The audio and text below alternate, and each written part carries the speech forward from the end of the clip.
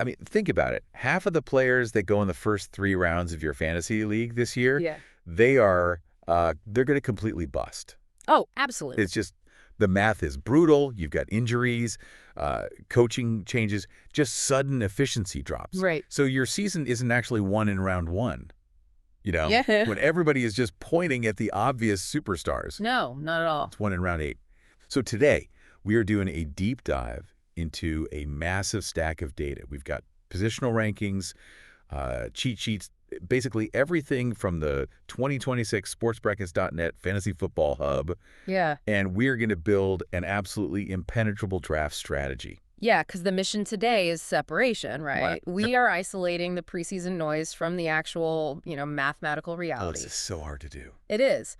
But by the time we finish this deep dive, you're going to have the structural blueprint. You'll be able to identify exact sleeper targets. You'll exploit market inefficiencies with these breakout candidates. Hmm. And honestly, the best part, you get to just sit back and watch your league mates step on the most dangerous landmines in the draft. Oh, man. Letting someone else draft the bust is like the best feeling in the world. It's the only way to win. So let's build that blueprint. But before we can even sit here and argue about which tight end is going to save our season, Right.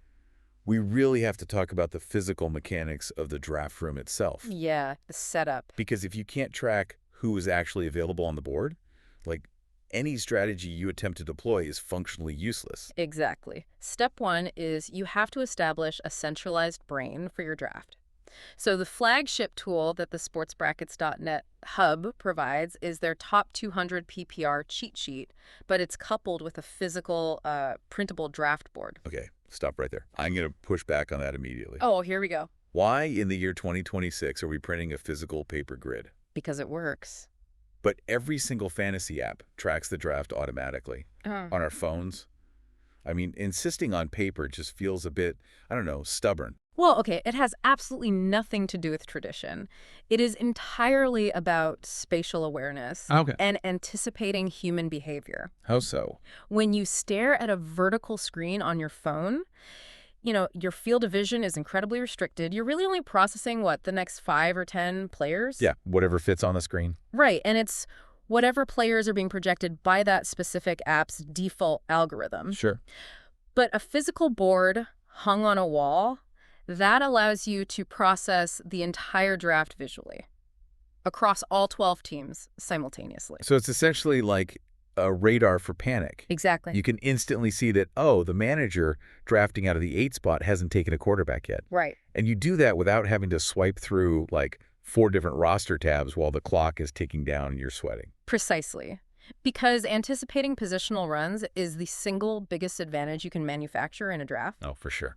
If you're picking from the turn, right, and you see 3 teams coming up who all desperately need a wide receiver, you know a run is imminent. You can feel it coming. Yeah, so you can either secure your receiver early, or you can exploit that panic by scooping up, elite running back value while they all fight over the scraps. Right. You simply cannot visualize that macro trend on a 6-inch screen. Okay, you sold me.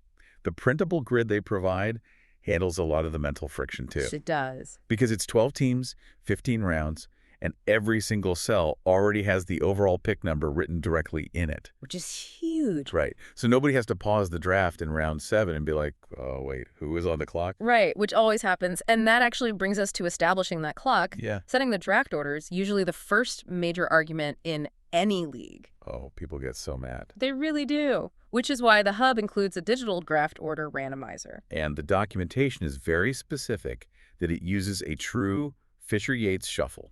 Yes. Which is fancy math for what exactly? That algorithm essentially guarantees that every single draft slot is mathematically equally likely for every single manager. So no weird biases. Right, no clustering biases. You click randomize once, the order is set fairly, and you just copy those names at the top of your physical board. Boom. Done. We have our visual radar, we have our fair order. So let's actually fill those empty boxes with some players. Let's do it. Because the middle rounds are where championships are built. Specifically through identifying sleepers and breakouts. But the cheat sheet draws a very hard line between those two terms. They are not interchangeable. No, and mixing them up leads to wildly inefficient drafting. Right.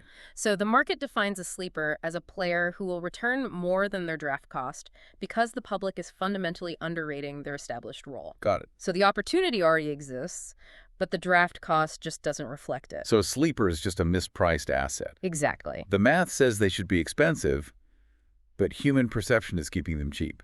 Yes. A breakout, on the other hand, is specifically a young player whose role is completely unproven, Oh. but they're projected for a massive statistical leap. You're betting on new opportunity colliding with talent for the very first time. All right, let's test this sleeper philosophy because I'm looking at the list.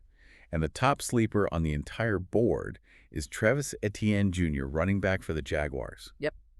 How is Etienne a sleeper? I mean, he's a featured back in the NFL. You do not sleep on a player with a guaranteed workload. That makes no sense. I get it, but the sleeper label here is dictated strictly by the discount mechanism. Okay, explain that. The market is currently pricing Etienne outside the elite running back tier. They're pushing his draft cost way down into the middle rounds. Right, people are just passing on him. Yeah, but the underlying metrics show he is receiving elite-level touches and significant pass game work. So you're buying a 3-down workload at a mid-tier price just because people are, fatigued by his name? That's exactly it. It isn't a flashy pick. It doesn't get you high fives in the draft room, so the market artificially depresses his value. Wow, okay. You capture the massive volume without paying the premium draft capital. Exactly. And moving down the running back list, we have Cam Skatebo for the Giants. He presents a very similar mechanical advantage.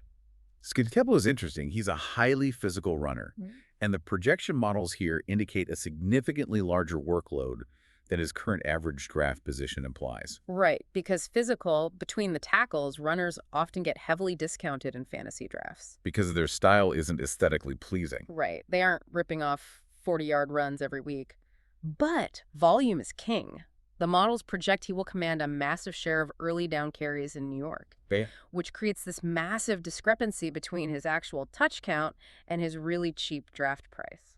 Jonathan Brooks with the Panthers fits this model too. I mean, he is a highly talented back, returning to a clear lead role, yet he's priced like a committee back. It's all about buying that volume dip. Okay, so those are the volume plays at running back. Now, what about the pass catchers? Because finding reliable receivers outside the first 4 rounds is it's brutal. It really is.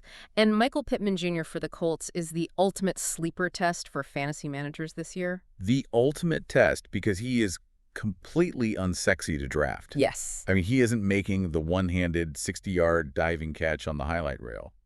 But defensive schemes dictate that he receives incredibly steady target volume.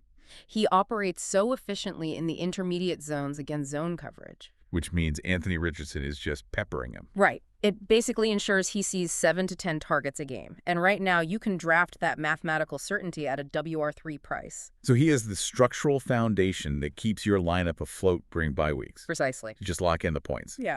Okay, Wan'Dale Robinson for the Giants is listed here with a similar profile. So a high-floor slot option with an expanding target share. Yeah, slot receivers who command high percentage short yardage targets are heavily undervalued. Because managers are always chasing the deep threats. Always. But Robinson provides a mathematical floor that prevents your weekly score from totally bottoming out. Let's look at tight end, because drafting a tight end is usually terrifying. It's a nightmare. If you miss on the top 3 guys, you are basically just throwing darts in the dark. Yeah. But the sleeper targets here are fascinating. Isaiah Likely for the Ravens is listed. And this is a great one. The market is currently blind to the mechanical shift in the Ravens' offensive scheme this year. They're going heavy. Very heavy. They are utilizing heavy 12 personnel, meaning 2 tight ends on the field simultaneously. Right. Especially inside the 20-yard line. This creates a severe linebacking mismatch. So Likely is an ascending red zone weapon benefiting directly from the schematic advantage. Yes, and yet his cost remains incredibly cheap. Okay, I like that. Yeah. Chigakonko for the Titans is also flagged for a major target bump here. Right. So the strategy is clearly to bypass the mediocre, mid-tier tight ends, draft elite wide receivers in those rounds instead, and then grab Likely or Okonkwo late to exploit the pricing inefficiency. That is the absolute essence of drafting sleepers. Perfect. Now, we need to shift from known roles to unknown ceilings, the breakouts, The youth movement. So we're looking for that collision of talent and new opportunity. Yes. Marion Hampton, the running back for the Chargers, is the first flag here, specifically noted for early down and goal line work. Which is critical. The mechanics of fantasy scoring heavily weight goal line touches. A single carry from the 2-yard line is worth more expected fantasy points than 3 carries from midfield. Oh, easily. So Hampton securing that specific role skyrockets his ceiling. And Jeremiah Love for the Cardinals. He's got explosive traits, and the cheat sheet notes him for 3-down upside. Yeah. Which, I mean, being able to stay on the field on 3rd down means he isn't getting subbed out during the 2-minute drill. Right. And that is where the cheap, easy fantasy points live. Exactly. But we see the most aggressive breakout projections at the wide receiver position this year. Naturally. Rome Odunze on the Bears is the prime candidate. The classic year 3 leap. We have seen this pattern historically so many times. That's forgiving. Year 1, they learn the NFL route tree. Yep. Year 2, they learn how to read complex defensive coverages. Right. And then year 3, they synthesize both and just simply dictate the coverage. Odunze is projected for pure alpha upside. The data suggests he is primed to command the largest target share in that entire offense. Which is saying something for Chicago. It is. We also have his teammate, Luther Burden III, noted as a dynamic slot receiver whose route tree is just rapidly expanding beyond the line of scrimmage. 2 Bears receivers breaking out. It's a bold stance, but the math is there. Emeka Egbuka for the Buccaneers is highlighted as an efficient target earner. Yeah, he proved he could earn targets on limited snaps last year, and now the overall volume is expected to catch up to the talent. And Colston Loveland, the athletic Bears tight end, is also set for a massive role expansion. Chicago's going to be fun, but drafting these breakouts requires a totally different mindset than drafting sleepers. Right. You are not buying a floor with these guys. You are aggressively buying the highest possible ceiling. Okay, so we have the targets, we know the sleepers, and we know the breakouts. Right. But avoiding the landmines is what actually secures the championship. This is the most important part. Let's pull up the fades, the busts. The source text gives us a strict golden rule for this entire segment. We have to frame every single fade as a, quote, great player at the wrong price. Right. We aren't saying these guys are bad at football. These are Yep. legitimate NFL superstars. Sure. The distinction is that their current draft cost is pricing in a flawless, absolute best-case scenario for their 2026 season. So there is zero margin for error built into their price. None. Zero. Okay, I understand the logic, but the first name on the fade list is going to cause an absolute riot. Christian McCaffrey. The headline, Elite Risk. You are actually telling me we are fading the ultimate cheat code. I am. A guy who essentially gives you running back 1 and wide receiver 2 production in a single roster spot. That feels like fantasy treason. Look, the emotional attachment managers have to McCaffrey is undeniable. I get it. He has won countless leagues for people. It's 1 leagues for me. Right.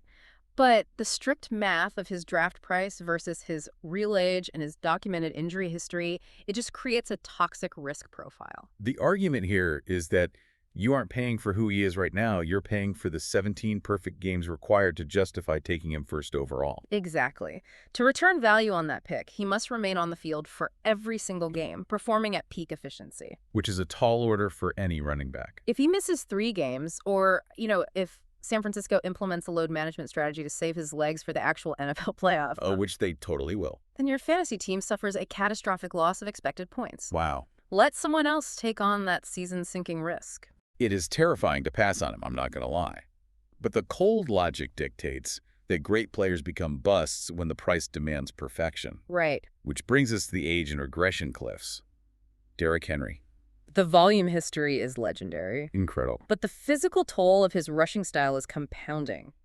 He is facing a severe age cliff this year, yet he still commands a premium draft cost. Drafting an aging running back at a premium is like buying a high-performance sports car with 150,000 miles on it at full sticker price. That's a great analogy. Like, it might run perfectly off the lot today, Sure. but the transmission could drop out at literally any stoplight, and you are eating the total loss. That is the exact risk profile. And Josh Jacobs with the Packers carries a similar warning, though his risk is tied directly to workload regression. Okay, unpack that one. Running backs who absorb his specific historical touch volume typically see a precipitous drop in yards after contact per attempt. The human body just breaks down. Exactly. But his draft price completely ignores that historical precedent. Let's shift to the pass catchers on the fade list, because the core theme here seems to be unreliable volume. Rashee Rice for the Chiefs has a soaring draft cost right now, but the cheat sheet flags his highly uncertain target share. When you invest high draft capital in a wide receiver, you are buying predictable week-to-week target shares. You want safety early. Yes, uncertainty is the absolute enemy of early picks. If you cannot project his volume on a Tuesday, you should not be drafting him in the early rounds on a Sunday. That makes total sense. Mike Evans for the Buccaneers is fascinating to me because the public perceives him as the ultimate model of consistency, right? The 1,000-yard streak. Exactly. He hits his yardage milestones every single year. But the data shows his actual target share is thinning, making him dangerously touchdown dependent. And relying on touchdowns is a massive mathematical trap. Because they're so random. Touchdowns are highly variant, they're fluky. A receiver can completely dominate a drive, get tackled at the 1-yard line, and then just watch a fullback vulture the score. Ugh, the worst feeling. You cannot project touchdowns accurately, which makes Evans a terrible bet at his current cost. Okay, the final bust on the list is going to hurt a lot of feelings. I know it is. Kyle Pitts, the tight end for the Falcons. The sheet literally calls him a hype machine that keeps outrunning his actual output. This is where we have to separate raw physical talent from actual fantasy production. Right. Pitts is an athletic marvel. We all know this. But fantasy leagues do not award points for potential or highlight reel measurables. People just keep paying a premium for that dominant season they have playing in their head. Exactly. Despite the offensive scheme repeatedly failing to funnel him the necessary targets, he really is the ultimate great player, wrong price. Yep. So we've isolated the targets, we've defined the fades. The final step in synthesizing all this data into a winning strategy is applying value-based drafting through positional tiers. Right. The 2026 Hub provides tiered rankings for every single position. Why is drafting by tiers so much more effective than just reading straight down a list ranked 1 to 200? Because a straight numerical list hides the mathematical drop-off in projected points between players. Okay, yeah. A tier groups players who have roughly identical expected output. It creates this instant visualization of positional scarcity. I always say drafting by tiers is like trading stocks with a strict stop loss. That's a good way to look at it. You aren't just looking at the current price of a player. You are calculating the exact moment the floor falls out on a position so you can buy right before the crash. Exactly. If you are on the clock, right, and you see 4 running backs left in a tier but only 1 tight end left in his tier, the choice is made for you. You draft the tight end. You draft the tight end. Yeah. By your next pick, the tight end talent will have evaporated, but one of those 4 running backs will likely still be there. The tiers basically force you to draft by structural value rather than just panicking and reaching for a recognizable name. Yes. And the Hub provides these tiered cheat sheets for every format.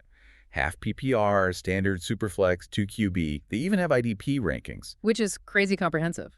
They even cover auction values and dynasty setups. And they are formatted to be low ink, specifically so you can print them off an hour before your draft. Oh, going back to the paper. Going back to the paper. Having the physical sheets in front of you, literally crossing off names with the pen, it removes the digital distractions that derail drafts. The PDF even includes a blank playoff bracket on page 2 for league commissioners.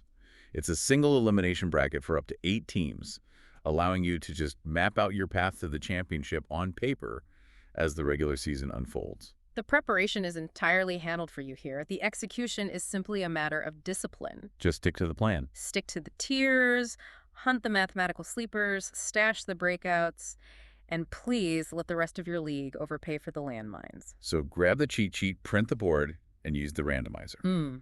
But before we sign off, I need one final thought to process while I'm just staring at that timer, counting down in the middle of round 5. Okay, ask yourself this question before every single pick.